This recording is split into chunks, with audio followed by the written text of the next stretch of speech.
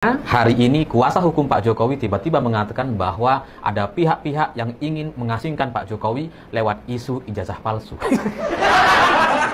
Ya, ini supaya Pak Jokowi tidak bisa bertemu dengan para pejabat atau tokoh-tokoh nasional, makanya kemudian isu ijazah palsu ini kemudian melebar kemana-mana, bahkan sampai menyerang wakil presiden atau anaknya Pak Jokowi. Jadi ini sudah mulai masuk ke arah politis katanya, dan saya nggak ngerti ini sebenarnya apa yang sedang terjadi dan apa yang sedang dirasakan oleh keluarga Pak Jokowi atau kuasa hukum Pak Jokowi. Tapi pada prinsipnya ya mereka sudah mulai menyadari, ya meskipun sudah terlambat gitu ya.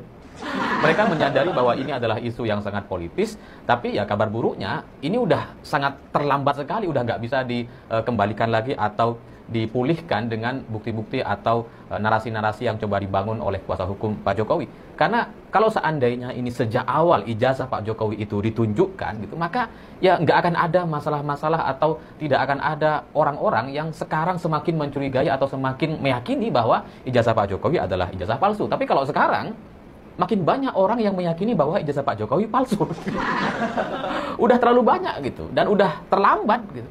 Ditambah dengan data-data dan bukti-bukti yang coba dipamerkan oleh pihak Bareskrim, itu justru semakin membuat orang-orang semakin curiga. Jadi bukan untuk kemudian meyakinkan bahwa ijazah Pak Jokowi asli, tapi justru semakin mencurigakan, semakin dianggap palsu karena data-datanya ini tidak sinkron dengan apa yang terjadi di lapangan. Misalkan kabar, surat kabar yang ada tulisannya 5 puasa, itu seharusnya 5 poso kata Dr. Tifa yang sama-sama juga alumni UGM. Itu sampai sekarang ya masih poso, bukan puasa. Itulah yang kemudian membuat Dr. Tifa dan orang-orangnya merasa bahwa kayaknya ini palsu nih. Ini surat kabarnya palsu nih. Dan kemudian soal KKN misalkan tahunnya juga tidak sesuai atau tidak sinkron dengan tahun kelulusan Pak Jokowi. Jadi semakin diberikan data atau bukti terkait Pak Jokowi ini alumni UGM, semakin banyak data yang mudah dibantah gitu. Semakin dikasih data, semakin mencurigakan. Jadi ya ini adalah sebuah kesalahan yang sangat fatal dari langkah politik Pak Jokowi, karena semua yang beliau lakukan jadi semakin mencurigakan, jadi semakin berdampak negatif kepada dirinya. Seandainya sejak awal ijazah Pak Jokowi itu ditunjukkan saja kepada publik tanpa lewat Bareskrim, tanpa membuka soal surat kabar di tahun 85 atau tahun 80 gitu ya, tanpa kemudian memuat data-data yang ditampilkan oleh pihak Bareskrim dan kemudian menimbulkan kecurigaan dan kesalahan-kesalahan baru, ya mungkin isu ini lebih mudah untuk diselesaikan. Seandainya saya melihat Pak Jokowi menunjukkan ijazahnya gitu ya, saya sangat yakin akan ada banyak orang yang membela, termasuk saya. Saya akan bilang ya udah ditunjukin, mau ngapain lagi gitu kan. Kalau Pak Jokowi mau digugat ini palsu dan sebagainya, ya silahkan aja digugat. Tapi pada prinsipnya semua orang akan berfokus kepada ijazahnya, tidak lagi kemudian kepada data-data yang lain seperti misalkan surat kabar, KKN dan sebagainya yang lebih mudah untuk kemudian dibuktikan dan dicurigai. Ya karena kalau sekarang tidak ditunjukkan ijazahnya, orang-orang akan jadi membahas soal itu. Ada banyak data yang tidak sesuai, termasuk soal dosen pembimbing Pak Jokowi yang dengan segala ceritanya ternyata itu berbeda dengan kenyataannya. Dan itu juga sudah dibantah bahkan sama Pak Kasmujo, bahwa Pak Kasmujo bilang tidak pernah menjadi dosen pembimbing Pak Jokowi. Jadi semakin dikasih bukti, semakin dicurigai gitu. Seandainya sejak awal ini ditunjukkan saja ijazah Pak Jokowi, semua orang akan berfokus kepada ijazahnya. Dan setelah itu Pak Jokowi akan lebih aman gitu, tidak perlu membuktikan KKN-nya, tidak perlu membuktikan ada surat kabar bertuliskan 5 puasa. Tidak perlu membuktikan semua itu gitu. Semua berfokus kepada ijazahnya, dan UGM juga sudah menyampaikan bahwa ijazah itu adalah ijazah yang asli. Jadi selesai seharusnya, tapi karena ini lewat Bareskrim dan kemudian memunculkan data-data dan bukti-bukti yang baru yang justru semakin mencurigakan, itulah kenapa isunya sampai hari ini itu tidak kunjung selesai. Tapi sekali lagi itulah yang namanya keterlambatan gitu ya, penyesalan memang selalu datangnya terlambat.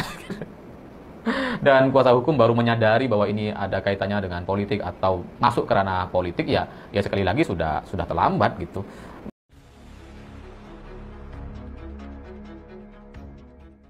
Mungkin keamanan atau silakan. Artinya begini, setiap kepala daerah itu punya planning dan langkah-langkah ya. Kalau kita berbicara tentang satu provinsi, tapi kita harus juga melihat aspek wilayah dan kewenangan masing-masing. Jadi dalam pengambilan satu keputusan, kalau dia di daerah itu mungkin lebih gampang ya. Jadi dalam memutuskan atau membuat langkah-langkah dia tidak harus berbenturan dengan banyak kepentingan di situ. Kalau kita berbicara di DKI itu termasuk kawasan yang di mana ya notabene itu adalah udah setingkat menteri harusnya. karena dia itu di ibu kota negara ya. Jadi dalam pengambilan keputusan itu pun banyak yang dipertimbangkan dan ada juga kepentingan-kepentingan lain di atas pada hierarki jabatan dia akhirnya.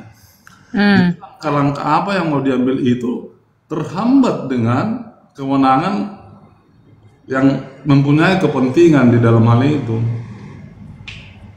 Maksudnya apa sih? Saya nggak nyambung apa yang dibilang. Abang boleh nggak bedakan aja. Udah multi, ntar ya saya naikin. Lo belum ini? Oh, sini saya undang ya.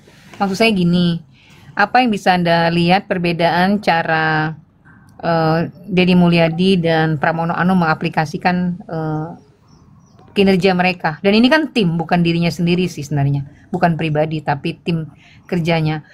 Bisa dari sudut tertentu, misalnya kalau Pramono dari sudut ekonomi kayak gitu, KDM dari sudut apa gitu, silakan. Itu aja yang mau saya tanya. Kalau kita melihat ya untuk saat ini ya mungkin dari rating ya, mungkin orang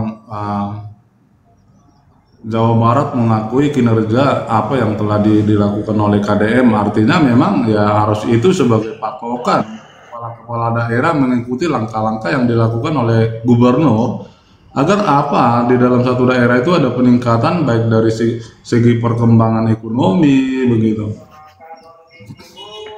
Anda tinggal di mana? Jakarta atau Bandung? Itu Jawa Barat? Saya di Jakarta Selatan. Jakarta Selatan. Apa yang dirasakan sejak kepemimpinan Pak Pramono? Mungkin dari sisi tertentu boleh. Ya artinya kalau kita melihat ya aspek kepentingan itu berbagai macam ya. Tapi kita kepingin juga daerah itu memfokuskan dengan apa perekonomian lemah dan itu yang harus diperhatikan dulu. Artinya ekonomi sekarang kita juga ya lagi peran. Dan kita kepingin satu kebijakan itu untuk meningkatkan usaha mikro.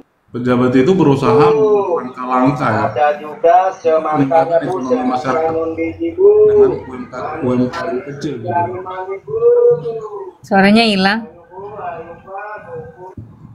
Nah, Batagor. Mana suaranya, Pak? Kok nggak denger nih?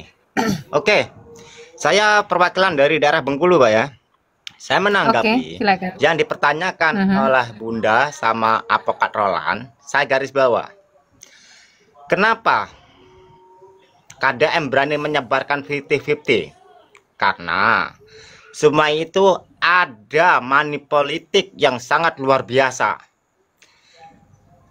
Saya ucapkan, saya berbicara sesuai sama fakta. Fakta yang ada terjadi di Bengkulu, seperti kecamatan tempat saya sebut nama desa, kecamatan Desa Air Batang, kecamatan Nasal, Kabupaten Kaur, itu data tertukar. Bisa masuk ke kabupaten lain. Nah, ini ada apa? Kesalahan di mana? Siapa yang bersalah? Saya sangat senang sekali yang telah disebarkan oleh Kang Deddy Mulyadi. Saya seorang driver, Bu ya. Apa? Driver? Ya. Driver. Media. Driver media jalanan saya, Bu. Maksudnya gimana tuh? Driver media itu maksudnya gimana? Saya SLM jalanan, Bu. LSM media. Jalanan. Oh, LSM. Banyak sekali, tapi Bu, berfungsi sebagai media. Baik, ya, jalanan. Ya. Ya, betul.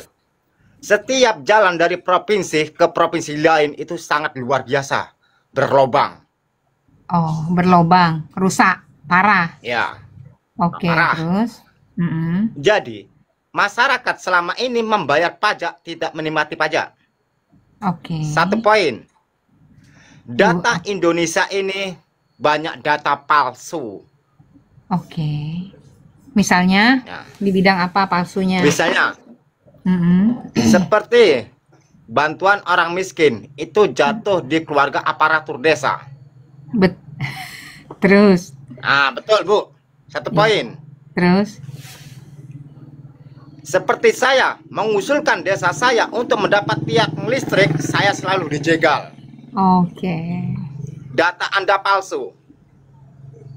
Sementara yang data Batagor Sepil itu data murni, data asli.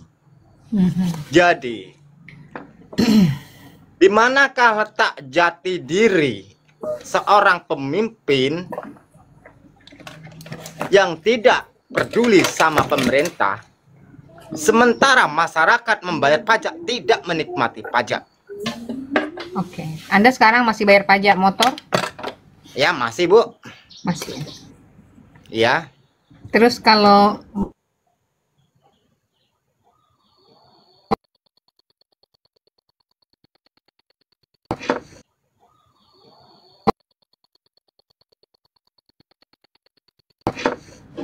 di monggo Ibu mampir di tempat Batagor, itu data asli semua.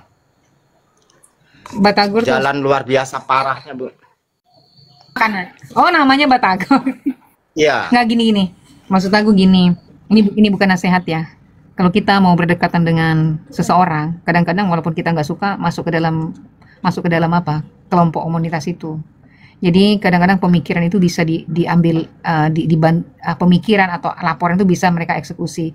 Tapi kalau di non government kayak LSM Jalanan kan kadang-kadang memang sangat aku bilang sangat keras ya, garis keras ya biasanya. Jadi apapun yang disampaikan nggak akan pernah bisa sinkron, kecuali Anda punya orang dalam yang memang disusupkan di pemerintahan desa tersebut, orang itu bisa menjadi juru bicara. Itu. Betul, jadi Bu. kalau ingin jadi apapun ada untungnya menjadi pengkritik, tapi pengkritik demi itu akan kemajuan. seperti ya demi kemajuan katanya. Tapi kadang kalau kita speak up dan speak up itu memang tidak tepat sasaran atau tidak membawa momen yang bagus, atau misalnya kamu tidak memiliki orang yang bisa menyampaikan seluruh fakta itu kepada mereka, ya akan di cut off karena yang merintah mereka. Jadi agak berat ya, tapi mungkin kalau Bapak juga ingin masuk ke area politik, ya kadang-kadang harus masuk ke area mereka, berteman dengan mereka, tetap menjadi LSM, ya kan? Tapi LSM menjadi second, pilihan kedua. Bergabung dengan mereka itu kenapa pemikiran Bapak akan lebih cepat diadaptasi, karena dia merasa percaya. Tapi setahu saya nih LSM Jalan ini kadang-kadang kan tiba-tiba nodong, minta duit dong 250.000, 500.000 ya kan, gue bikinin berita loh. Nah itu ada juga, itu oknum mungkin ya. Tapi kalau Bapak ada di posisi yang benar, tapi kalau Bapak tidak memiliki cara untuk berkomunikasi dengan mereka, itu juga sama dengan gagal, Pak. Serius. Betul, Bu. Mereka akan menjauhi orang-orang yang tidak satu circle. Tapi Bapak harus ini main di politik juga, masuk ke area mereka dengan tujuan membawa aspirasi masyarakat. Ya, itu salah satu cara ya. Dan mereka akan aware, oh dia senang nih gitu. Serius. Banyak kok teman-teman kita yang LSM yang tadinya dia sangar-sangar banget, saya bilang kalau kau sangar-sangar mana bisa kau mendapatkan apapun itu. Jadi artinya di sini ada titik permasalahan. Kita juga harus pahami langkah-langkah yang harus kita ambil. Artinya Nah, kita terfokus satu itu ya, satu institusi itu sudah satu kemajuan buat kita gitu. Dengan langkah apa? Kita juga bisa ngirimkan surat kemana, dumas kemana. Nggak laku Pak. Kalau surat nggak laku. Lobby Pak. Kita berbicara satu Nggak topik. nyampe di jalan, Pak. Nggak nyampe di jalan Pak. Karena dia. Kita harus matang pola pikirnya gitu. Jadi kalau Iya, kita Pak. pikirin masalah Nggak ini, nggak sampai tujuan, Pak. Nggak sampai tujuan. Kalau kita berbicara nggak sampai tujuan, sudah berapa kali kita lakukan? Artinya kegagalan Pak, itu satu kali itu. Saya camkan sama Bapak ya. Saya mengajukan desa saya untuk mendapat tiang listrik dari 2019 sampai 2025 total. Sudah melakukan permohonan kemana saja? Ke Pemda sudah, Pak. Ke PLN sudah. Bahkan saya sekarang menantang Menteri Yandri. Boleh nanggapi nggak? Bapak dari mana? Bapak tadi nama desanya apa? Boleh dijelaskan sekarang? Desa Air Batang, Ah, Kecamatan Nasal, ah, Kabupaten Kaur, Bengkulu. oke. Permasalahannya apa? Jalan rusak dari mana ke mana itu? Jalan rusak, tidak punya tiang listrik, Mhm. terus masalah data morat marit. Oke. Kepala desanya siapa namanya? Bapak Supendi, Udah berapa tahun menjabat? 2. Oke. Apa yang mau dibilang ke Menteri Desa? Sekarang coba. Bisa on cam aja. Ambil on cam aja. Silakan. Apa yang mau disampaikan ke Bang Yandri? Buat yang terhormat Bapak Yandri, saya pernah menantang Bapak Yandri di saat Bapak mengatakan jangan nantang juga. Gimana kalau kamu masih enggak, permintaan kata nantang. Permintaan ya permintaan, tolong gini, lah, jangan nantang. Ulang. Jangan nantang. Ya. Gini Pak, nama saya Batagor Aan Arianto, Desa Air Batang, Kecamatan Nasal, Kabupaten Kaur, Bengkulu. Tolong dong Pak, kalau ke Durang, mampir dong di Kecamatan Nasal Pak. Saya masih putranya Bapak, masih anak Bapak. Tolong pikirkan kami Pak. Tangis hati masyarakat Pak. Kami dari tahun 90 belum dapat namanya jalan aspal.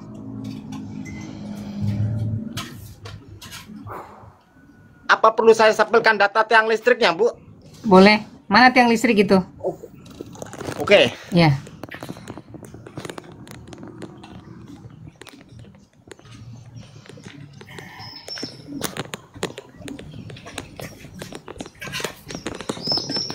Mana tiang listriknya lari? Nanti, Bu. Di mana itu tiang listriknya? Depan rumah. Oh, mana? Videonya? Ini. Lepas dulu itunya, lepas dulu itu ada gambar Pak Prabowo itu. Nah, lepas dulu gambar Pak Prabowo-nya. Lihatkan dulu rumahmu gimana situasinya di kampungmu, itu jadi lebih realistis gitu. Nah, coba. Kalau ini rumah saya, Bu. Ya, lepasi dulu itunya, warna hijaunya itu, backgroundnya lepasi dulu, Bang.